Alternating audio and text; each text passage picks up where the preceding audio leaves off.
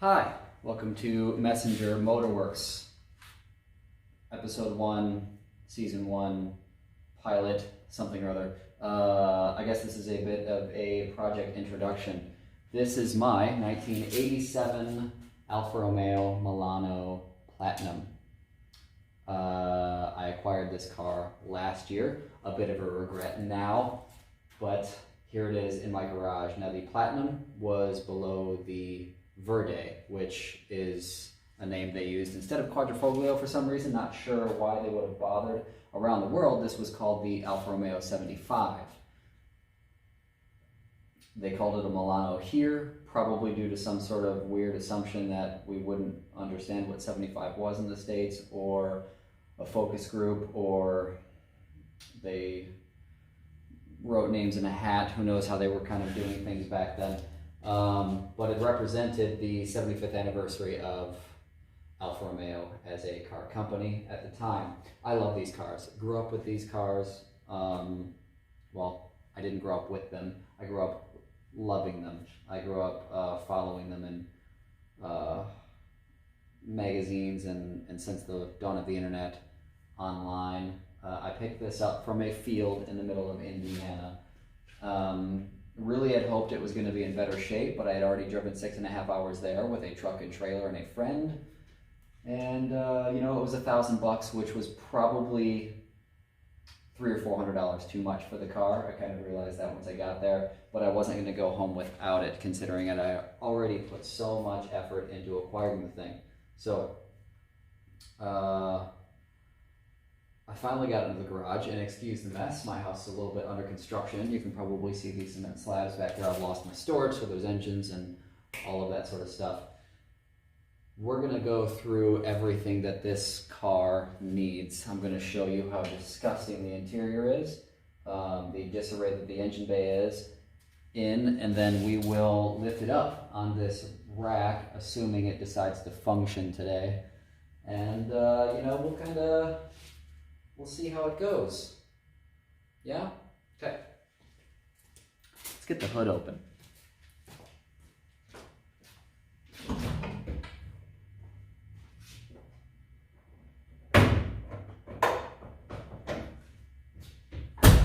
Probably got it open. Look at that. Okay. Overly complicated engagement there. The 2.5 liter Busso, internally designated the 6C, 6-cylinder, I guess. I never really considered that. This is missing some bits. I've ordered parts. Maybe I can bring this in here. Yes, there she is in her beauty. I have some missing pieces, a radiator. The previous owner did actually give me a radiator. It was not for this car, which makes me question everything he said about this car. Supposedly, this is a fresh timing belt that got recently installed. Yeah, I'm not quite positive about that, although it does seem soft and doesn't have any rot. I may just go ahead and swap that thing out anyway. So, got some sort of, yep, there we go. That's was stuck into that. I'm missing fasteners. I'm missing belts. I'm missing a alternator bracket. I'm missing power steering bracket. I'm pretty sure that thing's just hanging out there, unadjusted. So a little frustrating, again, regret, sadness, frustration, and a little bit more regret. I'm not sure how I'm going to solve some of those problems. That alternator bracket was very difficult to find. I did actually find it, though. I have not yet acquired the bracket for that AC unit. Not that the system actually functions. I can probably get away with just tying it up for now. The challenge with this engine is going to be making sure that it doesn't seep oil badly. I'm not sure how much oil is actually in it now. I've never rolled the engine over. Need to try to roll it over. Reassemble this front end the best I can. Put a radiator in it. I got all the new hoses and whatnot for it. And then see if it turns over. That's going to be the big challenge. So number one, who knows what the condition of this engine is? Supposedly, the person that I bought it from said this was their daily driver until they started to do the timing belt and never actually finished the job. Unfortunately, they didn't leave the parts in the car. Frustrating. You know, what do you do? That's the way these things break down. Okay. Let's take a look around the car. It's missing bits of trim. That there.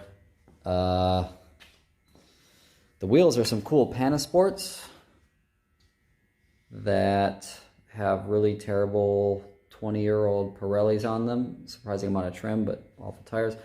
Got a lot of rippling along the body here. The very typical nastiness along here. This is the good side. I'd be pretty happy about this side if it wasn't for this nasty little bump there. That's pretty terrible. A lot of discolored plastics. Here's the back. Lots of nastiness like that nobody likes. The badges are in decent nick. I don't think these ever had paint on them. This maybe was supposed to have paint. Don't be confused by this. All the Milanos had the 4-leaf there. This weird piece of trim that's oddly offset on the vehicle. Get around my mess here in the garage. This side here, again, like I said, the other side was the good side. Now I do have new steel for this.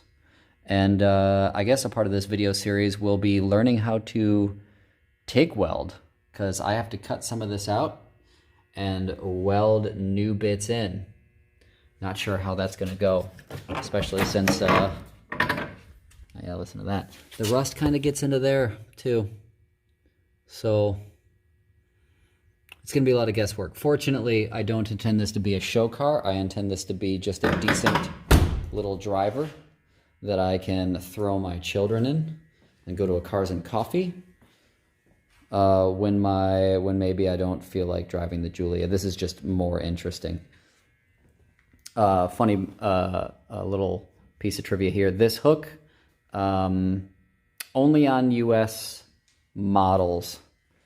Only on US models. It was for during a crash, if this was to not function anymore and the hood was pushed back, they'd clip onto this little bar and not let the hood open up and slam into the windshield or have it pop up and impale you know, whoever ran into this car.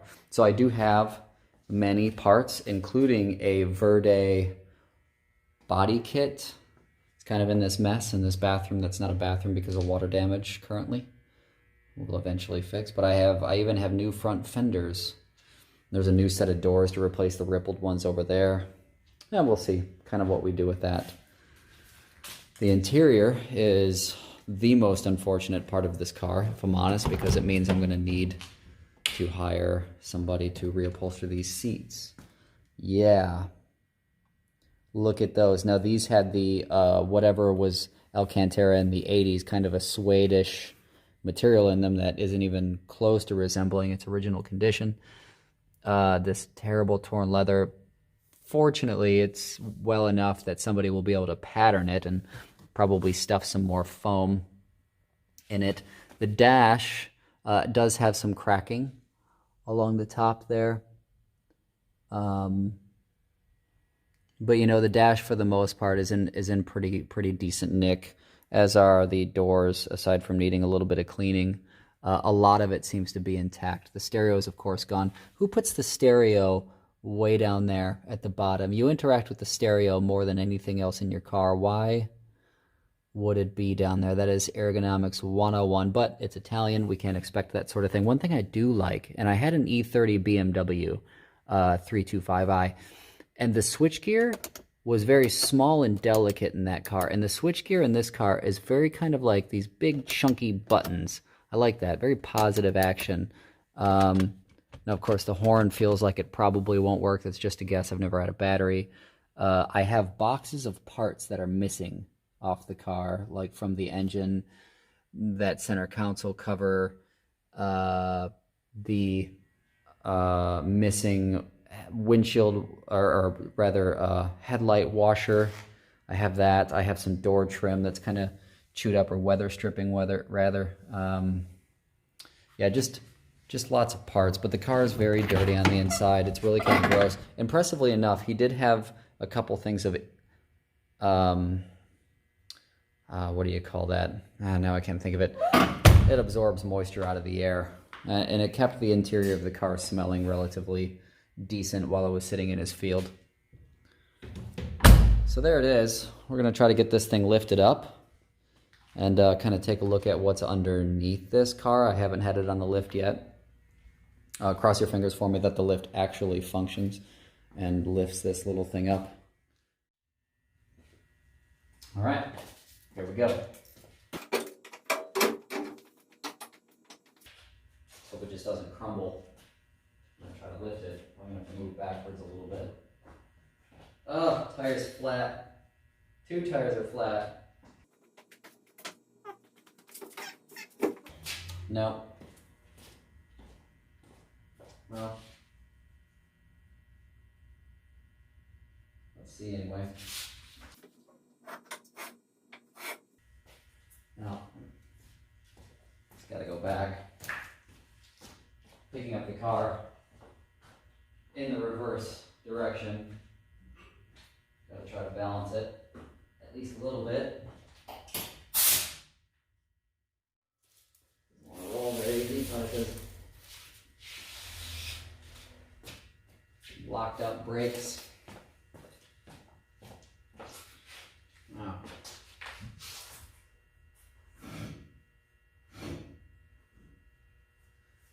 Feeling a little bit better about that.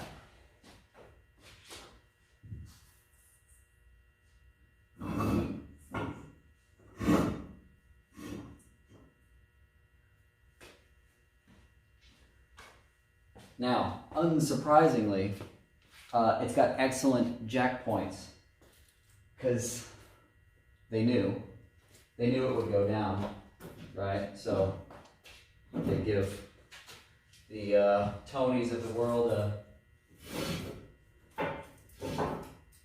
break, throw them a bone, and you know, provide good jack points at least. Nice little formed bars.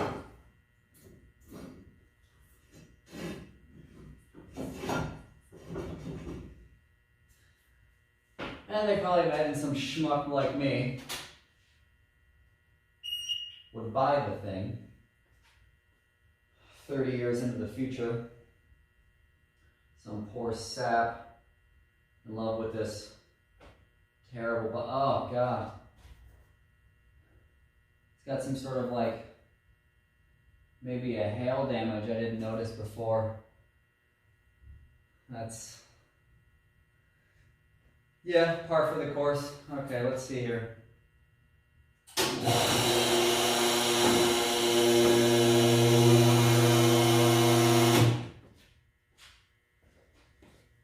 Stability. Pretty solid for my junky old rack.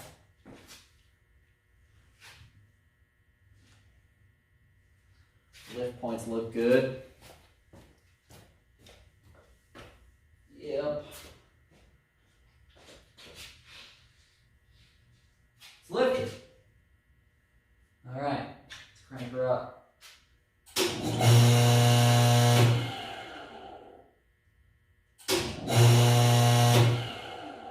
Third time.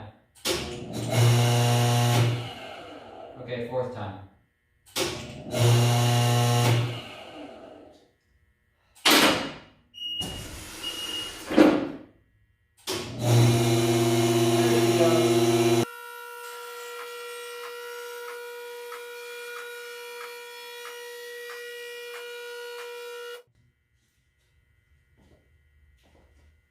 About as high as I dare go without a spotter.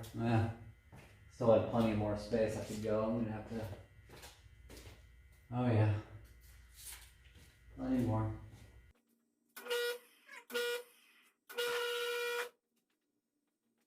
Pretty nice and high. Ooh.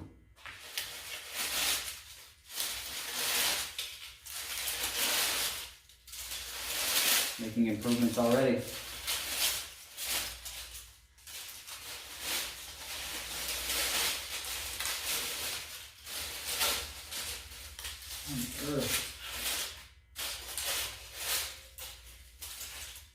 I have a lot of trees.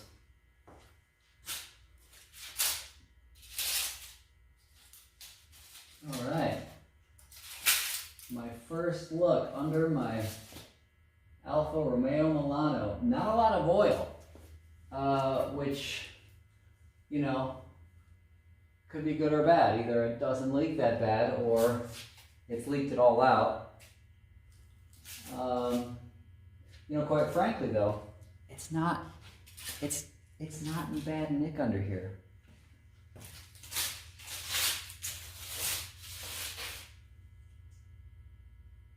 The exhaust has seen some better days. This is factory back through here, but yeah, this is busted. That's hanging. Some janky mom and pop exhaust shop work. It's got some like frame rails that are bolted on. It's bizarre. Quibo's probably in terrible condition. Oh yeah, my disconnected CV shafts. Yeah, move. Stuck brakes, supposedly. Button bolts are missing. Okay. You want to take a look? Let's have a look.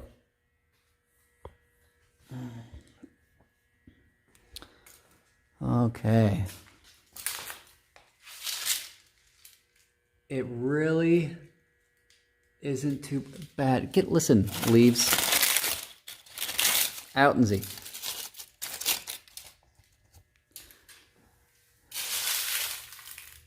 It really could be worse. You can see some aftermarket shenanigans happening there. Some busted things. It's probably a part of the reason why the tailpipe hangs down the way it does. It's just a little low. Yeah, look at that rubber. The D-Dion rear axle setup, part of the reason why these cars were a little overpriced for their performance. Disconnected CV shafts, evidently according to the previous owner. Locked up rear brakes. I do have bolts that I bought to get those reattached, but I'll have to deal with whatever's happening to those inboard disc brakes to reduce unsprung weight on the hub. Pretty cool. Didn't really help during racing. These things were not very competitive in the touring car championships around the world, but cool nonetheless. How many cars have that? How many regular pedestrian cars had inboard disc brakes? Just really genuinely pretty cool. That there looks like some aftermarket fuel line. Oh yeah, look at that shiny clamp. There's some shenanigans happening. This is a nice big fat. Ooh, it's flimsy. I don't know if... Oh, it does say fuel line. Hey, these are those fuel, or these frame rails that are like bolted on. Look at that. Look at that. Crappy little... What do you think that is, a 10? No, maybe a 13. I don't know, I haven't really worked on Italian cars very much. Ah, the torsion bars for the torsion front suspension. See that? That is some other weird... nonsense this car was up to. Lower center of gravity, because you don't got a big heavy spring sticking up, but to lower the car, you have to have some sort of puller tool that pulls it out, and you take some measurements on the front suspension when everything's hanging down, and then you know, you can move it an inch up and reinsert the torsion bar, and you know, it might be a little bit lower by the time you put it down. Measuring is important, so you lower both sides. I do have some rear springs that lower the back, you know, so I'll have to do the fronts eventually. The car does kind of sit quite high. For the 1988 model year, as far as I recall, they did lower the car like an inch from the factory. Mine did not get that, much like mine did not get the 3-liter, unfortunately. Although I guess a lot of people argue that the 2.5 sounds better. It's probably negligible and also a very subjective thing to even talk about. You can see some crumpling there. Now that's either from somebody hitting something, which could have happened considering the state of this bumper, or somebody trying to jack up the car from, like, say, right there. But no, it's probably an accident. The other side similar. Well, yeah. This also seems that we have an inspection window to the first Guibo up there. You can't really see that with the camera. Sorry about that. Another leaf. You know, overall, though, even despite this is pretty flimsy. I could probably do some bending on that. Other than that, you know, this thing is underside not in bad nick. Somebody may have actually cared for this car for some period of time, which, you know, is great for me, being the schmuck who bought it for way too much money out of a field in Indiana. Tortured my friend until 2 o'clock in the morning when we finally rolled up to take it off the trailer. I have that blinker cover as well. I ordered a lot of little random bits and pieces earlier this year, last year. I ordered a lot of little bits and pieces earlier this year when I was really kind of thinking about this car a lot, when I had this fantasy that I might actually be able to work on it soon. Unfortunately, grandparents' projects get in the way, house overhaul projects get in the way, water damage gets in the way. Yeah, things get in the way, as they do, but it's probably about time to start working on this, and I need a reason to make these YouTube videos. So this will be one of the cars featured. We will be seeing if the engine runs by plugging in the rest of the pieces. We will be put some new trim pieces on, kind of try to complete the car. We will be cutting some metal out of the rear and attempting to TIG weld. I did buy a decent welder that, at least in MIG function, even I can weld some things together. So the world will get to, well, all 17 people that watch this maybe eventually will get to learn with me. We will be painting the car. I think I'm going to do a battleship gray, kind of like on the Toyota FJs, or even the gray that you can get on Kias, like the Stinger. Fantastic gray with no metallic, and it just looks beautiful. I think it'll do well in this car. I don't think I'm going to do the wide body kit because I kind of like the flat, flush side. Maybe some spacers on the Panasports, and we'll probably maybe do the Panasports in a bronze. A lot of people are going to hate that. I don't care. Bronze, battleship gray, those colors were made for each other. So we'll be doing that. Replacing the doors, cleaning the interior, finding an upholsterer. Basically, I will probably spend 4 times more on this car than it will ever be worth, just so I can have another Alfa Romeo. And yeah, I guess we'll see how it goes. Thanks for watching.